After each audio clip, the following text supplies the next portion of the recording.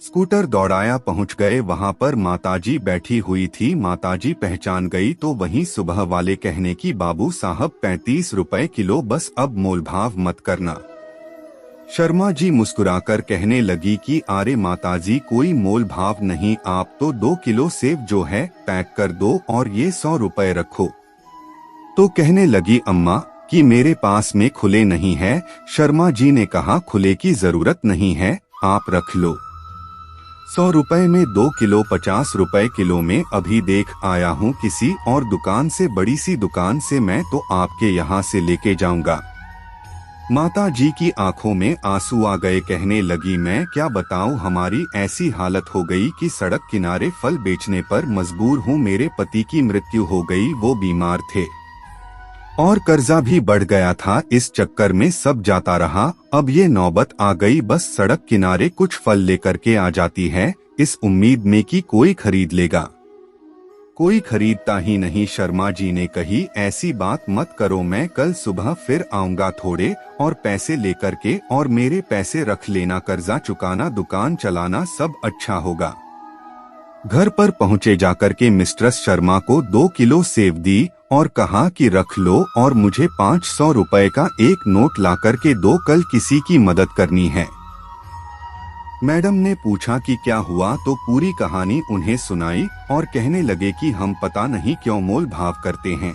सड़क किनारे जो सामान बेचते हैं, ऐसे लोगों से ये मजबूर होते हैं, लाचार होते हैं, अपनी जिंदगी अपने जज्बे के दम पर जी रहे होते हैं और हम उनसे भी मोल भाव कर रहे होते हैं, जबकि बड़े बड़े शोरूम में जाते हैं और पैसे देकर के आ जाते हैं, पूछते भी नहीं है कितना क्या कैसे। शर्मा जी अगले दिन पहुंचे माताजी के पास और 500 का नोट देकर कहा कि माताजी कर्जा चुकाना शुरू करो और फल लाना शुरू करो मंडी से, और अच्छे से जो है दुकान जमाओ। माताजी कहने लगे कि बेटा तुम्हारे 500 रुपए कैसे चुकाऊंगा। शर्मा जी ने कहा चुकाना नहीं है, मैं आपसे फल खरीदता रहूंगा, अब आप चिंता मत करो। ऑफिस जाकर के शर्मा जी ने वही बात अपने साथियों को बताई तो उन्होंने भी कहा हम भी उन्हें अम्मा जी से फल खरीद लेंगे। धीरे धीरे ऑफिस के साथियों ने मिलकर के पैसे इकट्ठा करते गया और एक जो है ठेला गाड़ी माताजी को खरीद कर दे दिया।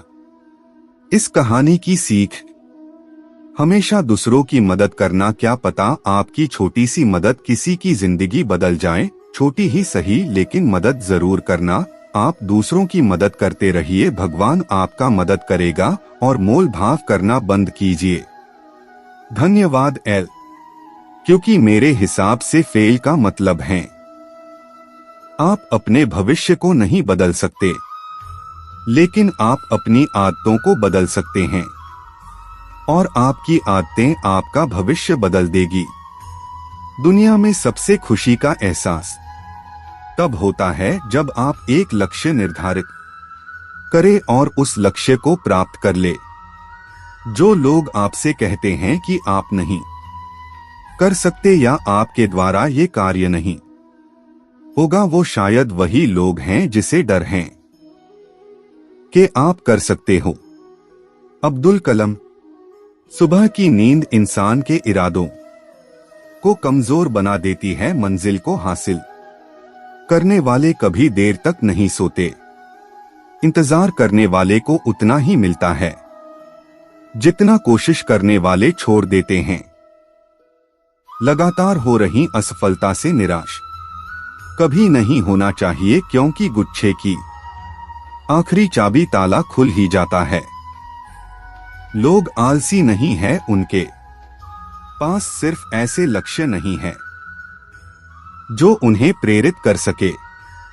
अनुभव उम्र से नहीं परिस्थितियों का सामना करने से आता है।